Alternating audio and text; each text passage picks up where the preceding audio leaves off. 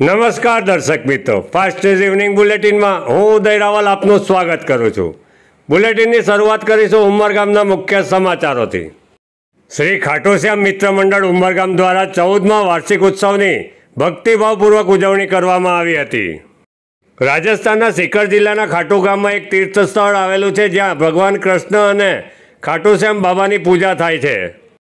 ખાટુ ગામ ખાતે તીર્થ સ્થળ પર આવતા દર્શનાર્થીઓ કુલ દેવતા તરીકે ખાટુશ્યામ બાબાના દર્શન કરી ધન્યતા અનુભવે છે। ઉમરગામ સ્થિત શ્રી ખાટુશ્યામ મિત્ર મંડળ દ્વારા આજરોજ વાર્ષિક ઉત્સવ નિમિત્તે શોભાયાત્રાનું આયોજન કરવામાં આવ્યું હતું।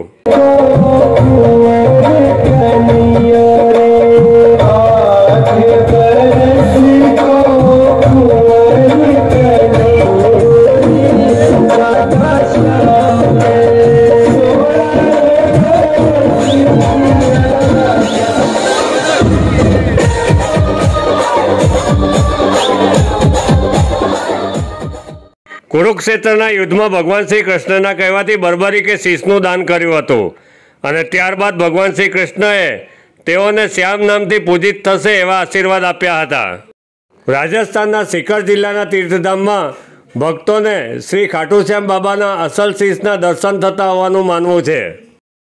ઉમરગામ શ્રી શ્યામ મિત્ર મંડળ દ્વારા શોભાયાત્રાનું આયોજન અંબાજી મંદિરથી કરવામાં આવ્યું હતું।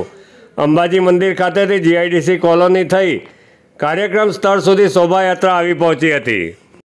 જીઆઈડીસી કોલોની પ્રેમશંકર શ્રીમાલીના નિવાસ સ્થાને શોભાયાત્રાનું ભક્તોએ ઉમળકાભેર સ્વાગત કર્યું હતું। જય માતાજી સેવા સંઘ દ્વારા ભક્તો માટે ઠંડા પીણાની વ્યવસ્થા કરવામાં આવી હતી।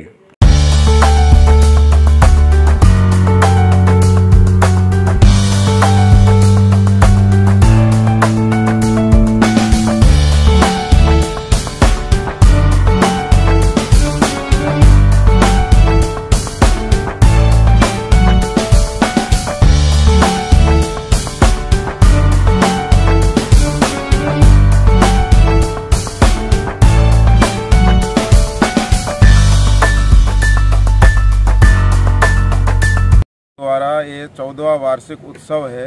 हम हर साल ये उत्सव मनाते हैं और इसमें बर्बरी जो कृष्ण भगवान के रूप है उनका विशेष शीश का दान का बहुत महत्वपूर्ण योगदान है। इसी के मामले में सब बताया जाता है। हम इसके बहुत ये सेवा भाव करते हैं और हर साल ये प्रोग्राम करते हैं। हम लोग भंडारा भी रहता है और भजन संध्या भी रहती है। भजन संध्या में बाहर से कलाकार आते हैं, राजस्थान से, बॉम्बे से, जयपुर से बजाने वाले, सूरत से, अलग अलग जगह से बहुत कलाकार आते हैं। वृंदावन से झांकी आती है। वृंदावन से झांकी आती है। झांकी का भी भव्य मतलब ये रहता है और सुबह का हमारा शोभा यात्रा का रहता है।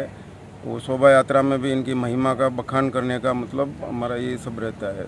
14 साल से ऐसा 16 साल से प्रोग्राम हो रहा है। 2 साल कोरोना में नहीं किए। 14वां वार्षिक उत्सव ये इस बार है।